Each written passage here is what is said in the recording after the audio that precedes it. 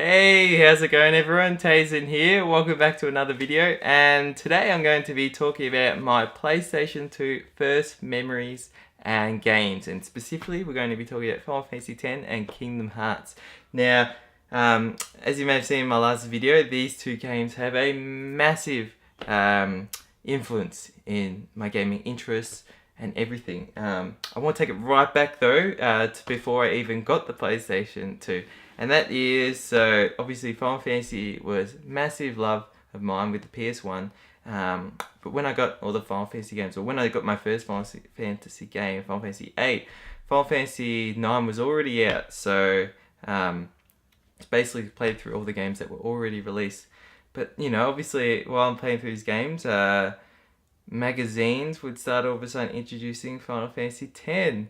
And I remember, you know, just look through these magazines, getting so excited, and what really got me captivated is this image of Tidus, or Tidus, so everyone says it a bit differently. I think in Kingdom Hearts 1, Wakka says Tidus, but in Kingdom Hearts 2, Selphie says Tidus, so the verdict's still out there on what is, you know, how you really pronounce his name. But there's this picture, and I'm sure you all know it's the cover of the North American version, and it's him on Besaid Island. He's got his sword. I can't remember the name of his sword, but I just love the aqua color of it. It's sort of like the oceans within the sword. And he's in the ocean. He's on the shore, and he's looking towards the shore. But the way that the frame is shown is that it's sort of you could see he's still in the ocean. But you see most of the ocean behind him, and you see a little bit of the coast sort of curving around, so you can't really see exactly what he's looking at, but he's looking in the direction of the shore, and he's got this grin on his face, and it's like, just look at it, it was so exciting and intriguing. It's like, one, you see this, it's just all these bright colors, and you're just wondering, what is he looking at? And whatever it is, it's a journey or adventure there, you know. You just want to, and it turned out that was the game, you know, when you got it. It was Besaid Island, and really the whole journey. Well, it started before that, but that was when, you know, it really expanded from there. So I always just wanted to get this game and, you know, learn what it was, what direction it was looking at, and what was this adventure, you know, beyond the actual frame of the image. But yeah, it built up this interest I wanted to get for the PS2. You know, I didn't have a PS2 at the time. Unfortunately, my parents couldn't afford it at the time, and it was like I just kept seeing this game coming out, you know, through magazines. And internet wasn't internet was sort of just, yeah, it wasn't a big thing then at all. So I really got to experience, I was really appreciative that I got to experience that era where you find out all these things through magazines and little snippets and stuff. And you know, when you found these things out, the games were already much closer to release than when you find them out now. I mean, you find things leaked just when games are being announced, like that they're starting to be made and stuff. So PS2 came out, and then this game came out, and friends of mine got it, and they were playing it, and they were loving it, and I did have a PS2, I couldn't play it, and then funny experience, my parents were finally able to afford a console for me, but they couldn't afford the PS2, so we got an Xbox. And it was sort of like this bittersweet feeling. It was sort of like, yeah, I was happy, but also it was like there was my Final Fantasy X dream crushed. So we came home, I turned the Xbox off, and an angel must have been watching over me. But this Xbox, one, it was having some issues, and then I went to like the hard drive, because this is when hard drives were introduced, standard in consoles, and there were save files on the console. So this console had actually been owned and returned. So we called up and we went and returned it, and then obviously I was able to sort of reiterate my love for the PS2, and my parents were able to, then they decided, you know, put the little bit extra in and get me a PS2, and it was one of the happiest days of my life in relation to receiving a gaming item. And my parents didn't really buy me many consoles and games and stuff. You know, it was all about whichever money I get, save that. And if I want to get these things, you know, I buy it with the money that I have. Really appreciative of that. And it turns out the PS2 was actually the last console they ever purchased for me, going back way ages ago. So pretty much everything from my collection since then, excuse me, games included, yeah, it's all come out of my pocket. But yeah, I got it. Obviously we couldn't afford the game or memory card or anything, so yeah, I just had this PS2, couldn't play any PS2 games. I just played my PS1 games on it. It was the fat one too. And then then Final Fantasy X finally came out platinum. So obviously there was this time where I was really just been craving it the whole time, and I never lost my interest. And I was able to go to EB Games. It had a special on. I think it was like $39.95 or something, or $29.95 Australian. And combining the money I had and trading in some older things, I was able to get it. And it was the greatest moment of my life. But the funny thing was, I couldn't actually afford a memory card, so I just had the game at the memory card. But I didn't care, so I went back, played on the PS2, and I played just as far as I could. And then obviously I couldn't save, so I'd turn it off. And then I would keep doing it like every day. Several times I played this game, I'd just go right from the beginning and play through where I could and turn it off. And I didn't care. I mean, obviously I did, but every time I went and played through it, I was still enjoying those opening bits just as much. I love it with Sin and Tidus and Auron, and it's just I mean, this is just the beginning of the game, and I'm already so mesmerized by it. And then the day I got a memory card, my mum was actually able to help me out, and she got me the memory card. We could only afford a third-party memory card. I think it was a Mad Catz one. Still got it to today. I still use it as my primary memory card. I think a lot of reasons is nostalgic.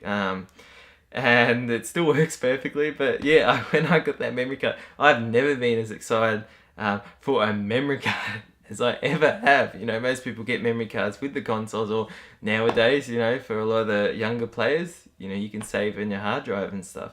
So for me, this memory card, this little thing, just meant so much. And when I got home, instead of putting the game in my PlayStation 2, I put the memory card in my PlayStation 2, and I played the heck out of Final Fantasy X, and I went right through the whole game and beat it, and I had the strategy guide as well, and I love this game so much. And then next thing the ending, I'm not going to spoil anything, but I'm going to just say it's very poetic, the game, the story from beginning to end.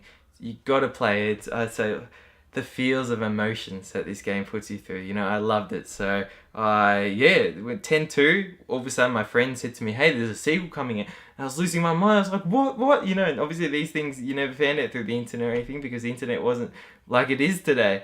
And then I remember seeing at EB Games that they had the game, it was already showing up, and you could pre-order them, thinking, what, this coming out already?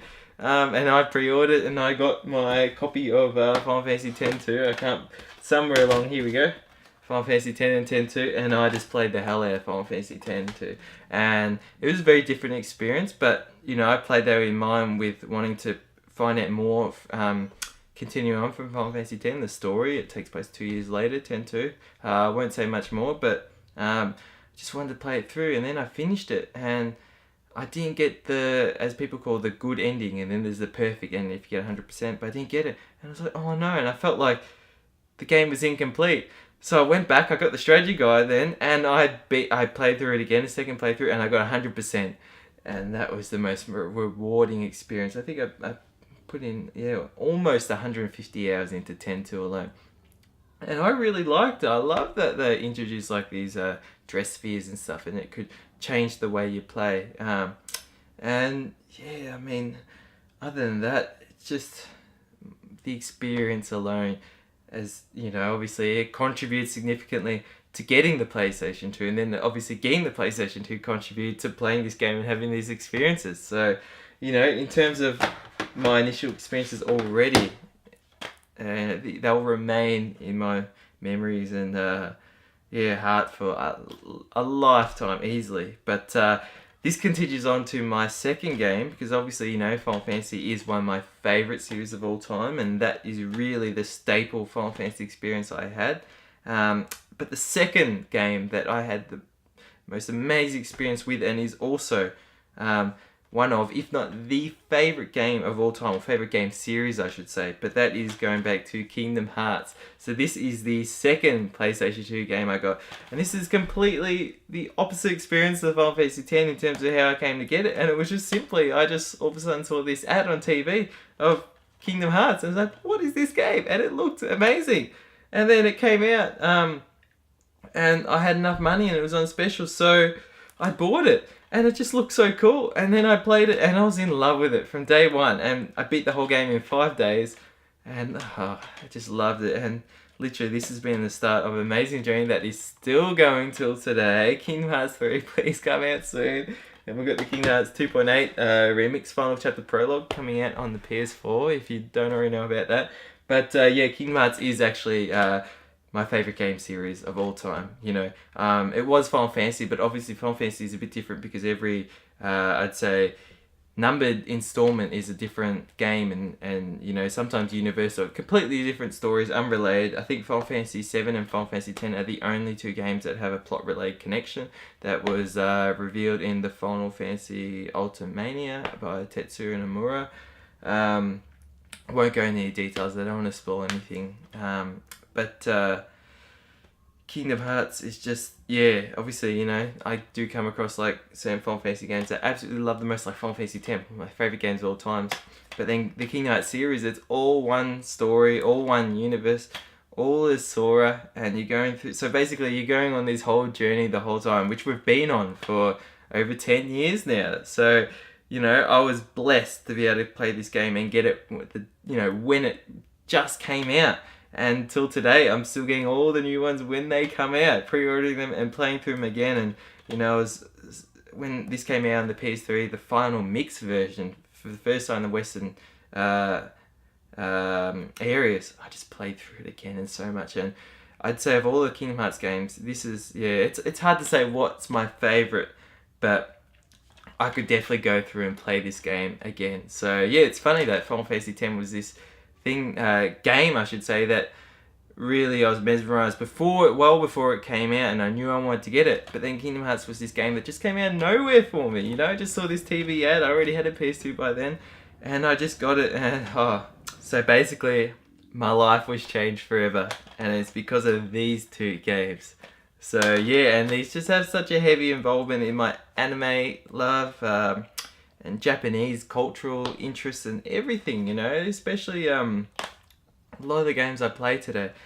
The fact that Final Fantasy was this fantastic turn-based game, and I like that it kept the turn-based elements and it added voice acting. That was another thing I didn't mention. I was so mesmerized that the storytelling just became something more with this game. It was just another level because there was voice acting. And then with this game, it took an RPG and made it an action RPG, something I hadn't played at all. I was finally able to move around and interact within the environments and attack the enemies, and it was so fluid. I mean, till today, this is one of the best action RPG gaming mechanics, at least feels. I mean, I love playing games like Devil May Cry and stuff, but the way that it was just, it's so fluid with the combos. And this is going back to a game like, you know, over 10 years old, and I've still played recent games and they don't have as fluid a, you know, an action RPG style as this. It's just, you know, I think the fan bases are really well deserved for these games, you know, and the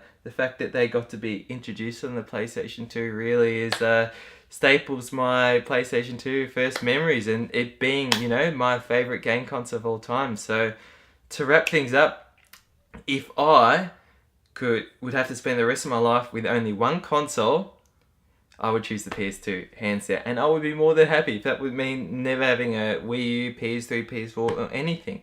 PS2 would be more than enough. Obviously, I would like to have all of it, but, you know, all the ones that I do have and play all those fantastic games. But just have the PS2, you know, that means I can play PS1 and PS2 games. So, yeah, couldn't be happier. But, yeah, guys, so let me know in the comments below any of your thoughts on your PS1 memories. Feel free to do a video response as well. I'm sure you guys would all have amazing first memories and stuff. And maybe from completely different games. Who knows? So, yeah, let me know your thoughts. Maybe you're also Final Fantasy X and Kingdom Hearts lovers. If so, please share that love to me in the comments below. You know, we could maybe have some really great conversations there. And yeah, so basically that wraps things up. Thank you so much for watching. Thanks for liking and subscribing. And until the next video, stay spot on.